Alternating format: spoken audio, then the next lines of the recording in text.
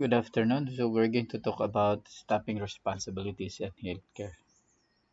Healthcare managers devote a great deal of time and effort to staffing responsibilities. Numerous factors influence staffing in contemporary healthcare organizations. First, you have your recruitment of healthcare professionals who are in short supply, which is very true, not only in the Philippines but also abroad. So it's very hard to recruit because basically most people are maybe you tend to have their own business, no? So in a company it's very hard to find the staff, no, to join your organization. Ongoing education and training needs, that's also very important. That's why we have CEU, wherein uh, regular staff are sent to attend seminars, workshops, and sometimes for upgrading, no? And also reduction of services provided because of, especially now because of COVID pandemic. There are some rehabilitation center, especially here in the Philippines, that reduce their staff, no, because there's no OPD patients coming in and no inpatients. But of course, in the US, it's the other way around because even COVID patients are being treated by physical therapists, basically to decrease the effect of the conditioning, especially patients who are in ICU. Increased technology to support work, reorganization of workflow, increases in ancillary or support staff, and adjustment of the healthcare scale base. So basically, the major one that affects the staffing is increases in ancillary or support staff. So rehab now, in the US, they prefer to hire physical therapy assistant rather than a physical therapist. So it affects the staffing, no? Oh, and here in the Philippines, they train the orderly to assess rather than a regular physical therapist, or sometimes they prefer to hire non-licensed so that they will have a little, the rate is a little bit low compared to licensed physical therapist. So economy wise, no, Nana. So managers are held accountable for the use of overtime, on call, and per diem expenses. Staff vacancies, turnover rates, understaffing, and on the job injuries. So these are responsible of the managers. So imagine that you are understaffed, yet you are responsible for everything. So it's a little bit uh, heavy on your part, no? And staff mix. So managers of physical therapy practice may not have a great deal of flexibility in determining the mix of physical therapy assistants and non-licensed personnel on staff because of legal constraint, reimbursement issues, the availability of potential employees, and related costs. The same staff mix issues apply to all rehabilitation professions. So, as managers, you must be flexible in all things, no, in determining the number of staff you have in your organization. But you had not only that, because you have to deal also other concerns, no, such as reimbursement issues or uh, other related cost. So Managers cannot afford to have a higher paid employees occupied with duties that can be performed by other level of workers. So this is the most common concerns.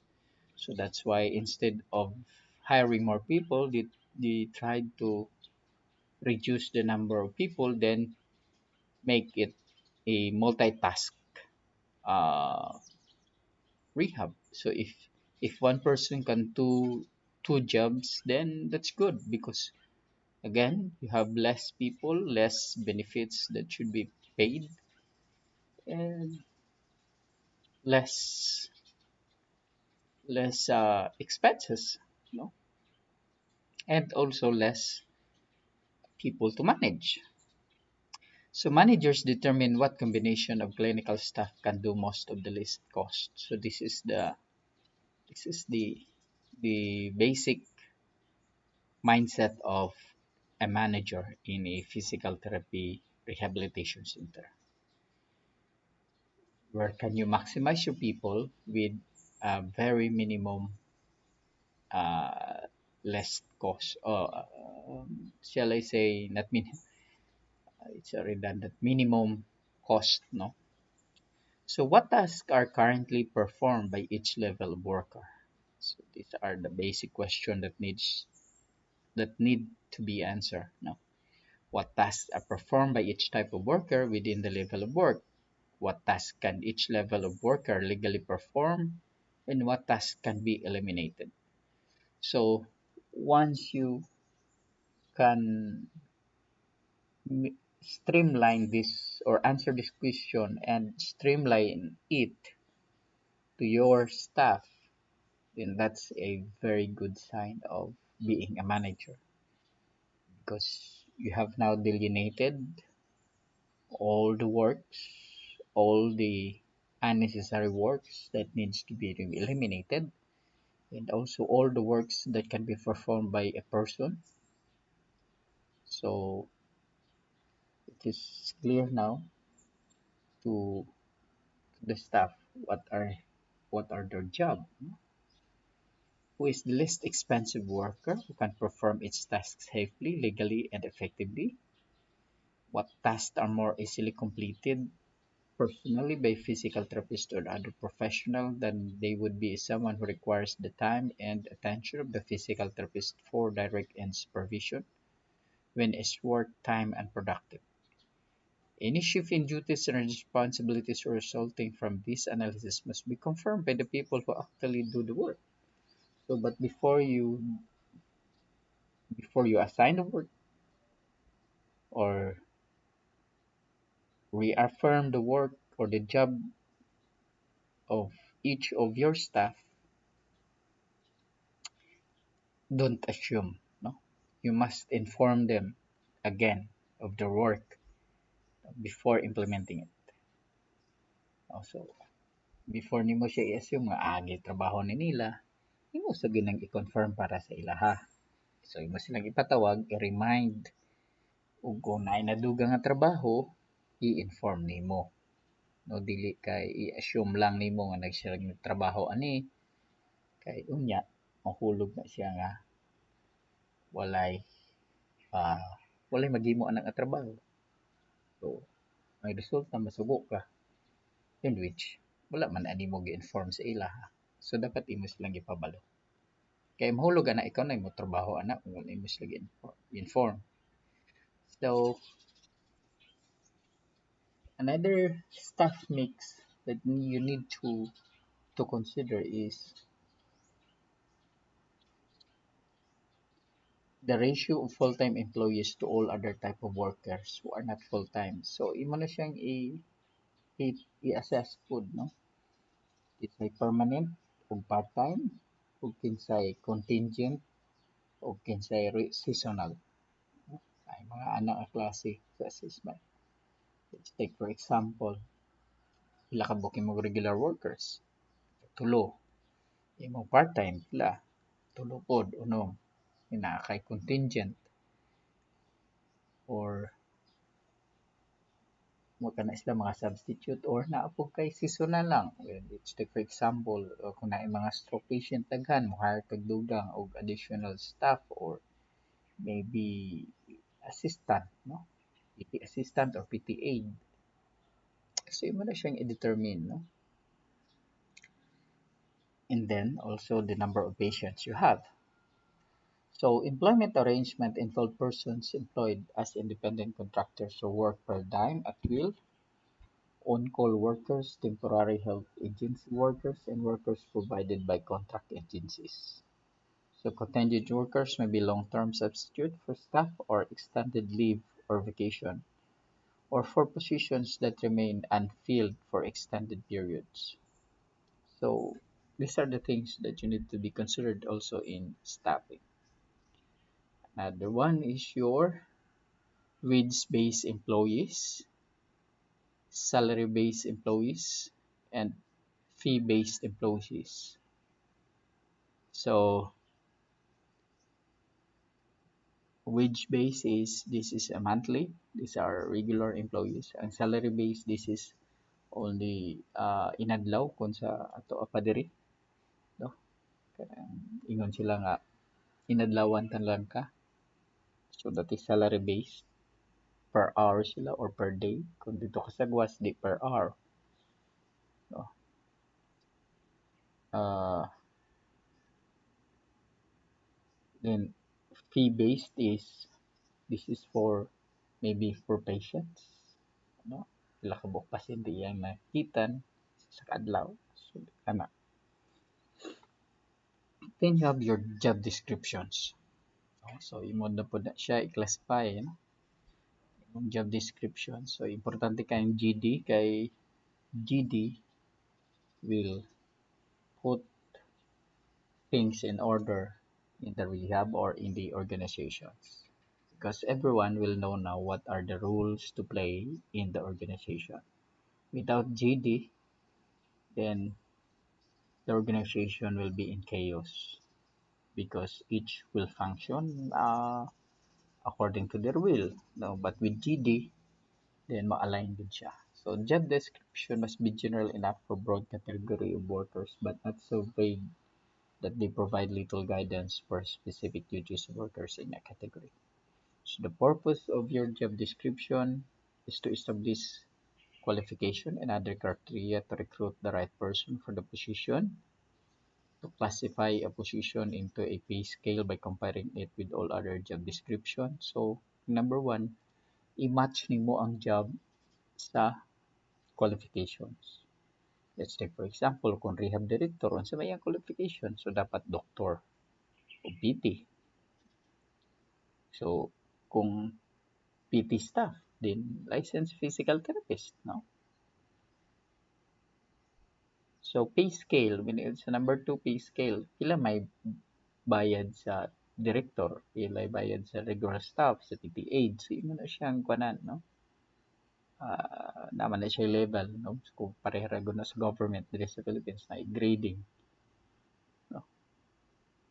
Kung sa atong institution na agyapo na siya kunon sa imong category, no? Rank, bali. To provide details of duties and responsibilities, physical demands, and other performance expectations. To serve as basis for evaluation of work performance. So, mo po na siyang basihanan sa atong evaluation, no, ang GD. So, sa staffing, you talk about also compensation and benefit cost. So, direct wages and salaries. So, these are compensations and mandatory benefits. So, sa mga mandatory benefits, these are regulated, no, regulatory requirements by the government such as tax, SSS, Pag-ibig, Field Health. Well, if your company provide insurances, so kana siya. So, mandatory benefit payroll taxes including Social Security, Medicare, unemployment compensation, workers' compensation, health insurance under the Affordable Care. Voluntary benefits, so you have vacation sick leave, housing allowance, grocery allowance, so including na siya sa voluntary benefits. Iya na siya sa depends na siya sa institution, no? So family and medical leave, uniform allowance, tuition fee, tuition, other insurances, childcare, perks such as cell phones, club membership, expense accounts, home offices, stock options, bonuses, and incentive severance packages, retirement plans. So sa severance ka na bitong muhawak ka sa company, no? Or retrenchment siya, na-appeal ka sa retrench, no, na siya severance fee, separation nimo sa company. So i-compute siya, uh, depende sa number of years, no? Then staff recruitment. Uh, Recruitment effort should lead to hiring people who are best matched with the organization and who also have the greatest potential to do the work in the positions that were hard to fill. Recruitment needs to begin with a manager having a clear answer to this question. So, as a manager, kung lalang ka og staff niya mo hire mo, muna siya mga question na dapat i-answer nimo before ka mag-hire, no? Why does the job exist? What does the job holder need to achieve for the organization? How can responsibilities be shifted for the best employee match? What changes in the organization could affect the available job? What skills are needed to make transition into a new organization easier? So once you can answer this, then you can hire now your staff because you have now directions who are your target staff to hire, no? Nakay direksyon gid sa imong i-hire, no? Di kay nag-publish lang ka dira din wala kay direksyon pag abot dito na ataw-ataw na ka. Yan na, let's take for example na amigo nimo nag-apply. Apoy dili amigo nimo pero qualified. Kinsa may ipasulbihon? Itong amigo nimo o kaning qualified? So, ikaw na mag-decide. Pero once ma-answer na nimo, then you can be an objective manager. Pwede imong amigo. Pero sa lisod ko usahay na class na mag-hire kag amigo nimo. Kay usahay masilo. Murag kay kung mo amigo, di na nimo siya maistoryahan. Kay istoryahan na gan ini mo about siyang trabaho o about siyang sayop. Lainaw niya niyag sabot. Experience ang gina nako. So dili sa yan class. Hiring. So the manager's goals, this is now your example of question that needs to be asked during interviewing the applicant for the job. So the manager's goals interviewing is to confirm the applicant's credentials and compatibility of their values with those of the organization. So parihara po na siya sa assessment, no, sa ato ang SOAP pattern, no, pag deal sa question. So dapat dili na ta mabag-o kay ano, open-ended questions man, no? So inana siya. So these are the question of that needs to be asked to your client. Tell me about yourself. How important is this job for you? What do you think the problem is with the job, with the company? So, tulingan na siya. So, feeling the blank. So, kamo na yung mag-provide sa blanks ka. So, muna siya ay imuhang sequence na. So, once gani, una sa pagsulod sa applicant, interview. Kung mag-interview, selection na ka, di ba? So, you will hire. After na hire, you have now your orientations. When you say orientations of the policies, the salaries, doon sa patira. Then, employee retention, no? Kung saan mo pag-retain niya. Then, productivity. Then, Once productivity, kay kani work naman ang productivity. Then you have your evaluation. Kasi siyempre kung productive siya, how can you objectively rate the person being productive? So you need to provide evaluations. So magbitaw na sa inyo na may mga evaluation na ginasend sa inyo ang HR, gina-evaluate ninyo yung teacher, no? So semestral na siya. Then you have your staff development. So after evaluation, kung kulang pa ang staff sa iyang skills, then you have your staff development. Patinan og seminar, convention, eskwelahon sa master or whatever. So then employment law and related issues. So sa may balaod sa regular worker ug sa non-regular, sa pagyud diversity sa culture sa workplace, those are related issues. Grievances, no? Kung naay problema, asa man siya maadto kung naay grievance niya, na ba may grievance committee and organization. Okay, so background checks and other, and credentials. So these are the uh, major concerns in staffing responsibilities of the manager. So as manager, you need to check also for credentials of your employee, no? Kung legit ba na or dili, made in recto ba na or made in Marawi or dili. So ikaw bahala mag-check ana. So inali lang ka short ang atong lesson for this afternoon. Again, thank you for listening and good afternoon. Anyway, ang quiz ninyo available na siya, no? You can check for the time and schedule when siya. Okay, check ninyo sa inyong module. Sa inyong module, sa inyong silid account.